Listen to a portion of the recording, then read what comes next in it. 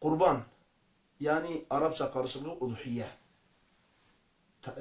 Tercümesi ise kurban olarak tercüme edilir. Lugatta bayram günlerinde kesilen hayvanlara denilir. Lugatta. Şeriattaki tarifi ise, fıkıhtaki tarifi ise Allah'a yakınlaşmak maksadıyla belli bir zamanda, yani belli bir zaman mahsus olarak belli özellikleri taşıyan bir hayvanı Allah rızası için Allah'a yakınlaşma maksadıyla kurban günlerinde, eyyam-ı teşrik günlerinde kesilen kurbana, kesilen hayvana udhiye, yani Türkçe karşılığı kurban denilir.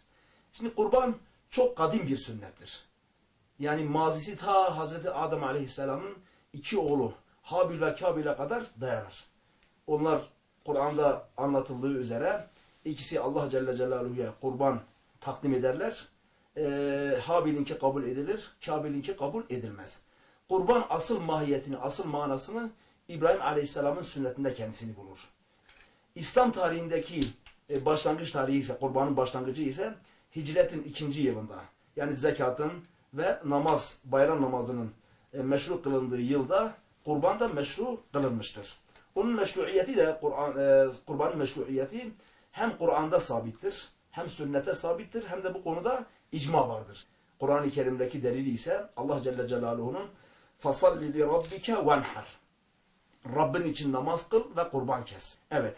Sünnetteki delilleri ise çok fazladır. Allah Resulü Aleyhisselatü Vesselam bu konudaki hadisleri çok fazladır. Nasıl ki namazın hikmeti varsa, orucun hikmeti varsa, diğer bütün ibadetler bir hikmete mebni ise kurban da bir hikmete mebni. Birincisi, Allah Celle Celaluhu'nun üzerimizdeki sayısız nimetlerine karşı bir şükür ifadesidir. İkincisi, günahlarımıza bir kefaret olsun diye. Üçüncüsü de Müslümanlar arasındaki muhabbet, sevgi, kaynaşma artsın diye. Çünkü kesilen bir kurbanın neticesinde ne yapılır? O etler konu komşuya dağıtılır. Aradaki muhabbetler, sevgiler daha da ziyadeleştirilir.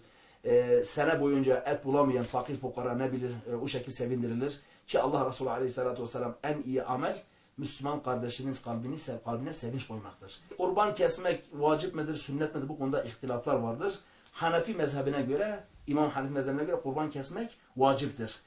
Yukarıdaki ayette geçtik فَصَلِّ لِرَبِّكَ وَنْحَرْ ayetine binaen İmam Hanefi vacip kabul etmiştir. İmam Hanefi'nin 2 talebesi ve diğer ulemamız sünnet-i müekkede. Yani bunlar da vacibe yakın bir şekilde bunu ne yapmışlardır? Bunu telakki etmişlerdir.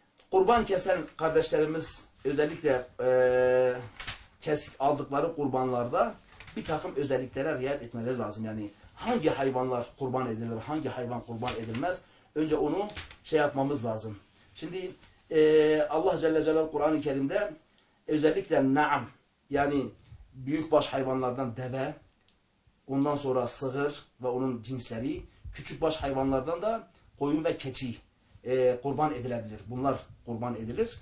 Deveye 7 kişi ortak olabilir. 7 kişi bir araya gelip bir deve kesebilir. Veya 7 kişi bir araya gelerek bir sığır ve onun cinsine olan büyükbaş hayvanları kesebilir. Ama küçükbaş hayvanlar dediğimiz koyun, koç, ondan sonra keçi ve o küçük hayvanlar, onlar ancak bir kişi onları kesebilir. Yani onlara ortaklık kabul, onlar ortak olamazlar. Ancak onlar bir kişi onu ne yapabilir? Kesebilir. Şimdi kesilecek hayvanın, yani kurban edilecek hayvanın ayıplardan sağlam olması lazım. Ayıplı olmaması lazım. Hangi ayıplar? Hangi ayıplar kurbana engeldir? Bu konuda kardeşlerimiz dikkat etmesi lazım. Kurbanlık hayvan özelliklerinden bir tanesi, alınacak kurbanın kör olmaması lazım. Yani kör olan hayvan kurban olmaz. 2 gözü gitmiş olan bir hayvan kurban olmaz. Veya avra, yani bir gözü gitmiş olan bir hayvan da kurban olmaz. Yani 2 gözünün sağlam olması lazım. Bir de arca, yani kesilecek yere kadar gidemeyecek topal olan, bir ayağı kırılmış, topal olmuş olan hayvanlar da, bunlar da kurban olmazlar.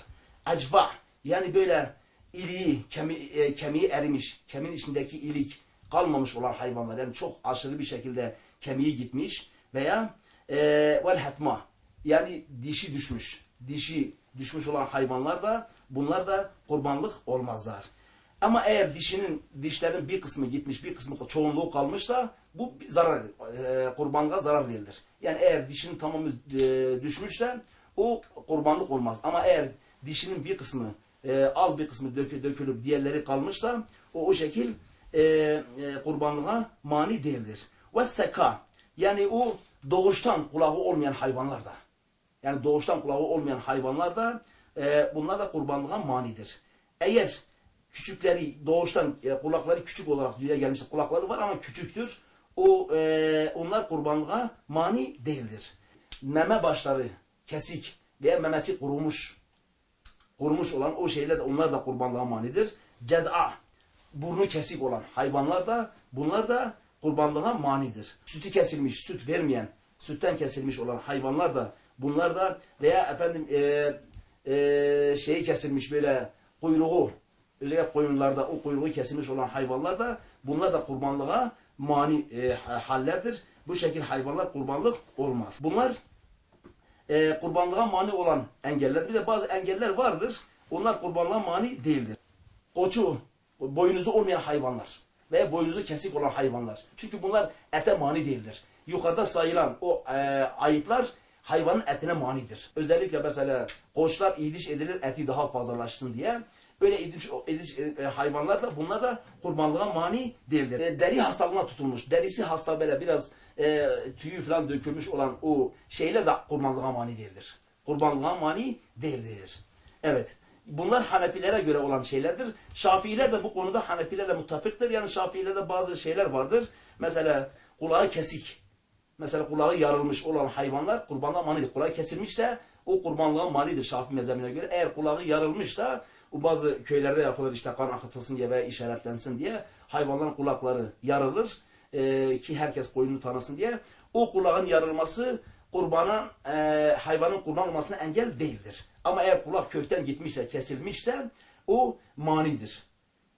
Kulaksız doğmuşsa, hayvan kulaksız dünyaya gelmişse kurbanlığa mani değildir. İşte kurban alacak kardeşlerimiz bunlara dikkat etmesi lazım. Kurbanı süslemekte bir mazur beis yoktur.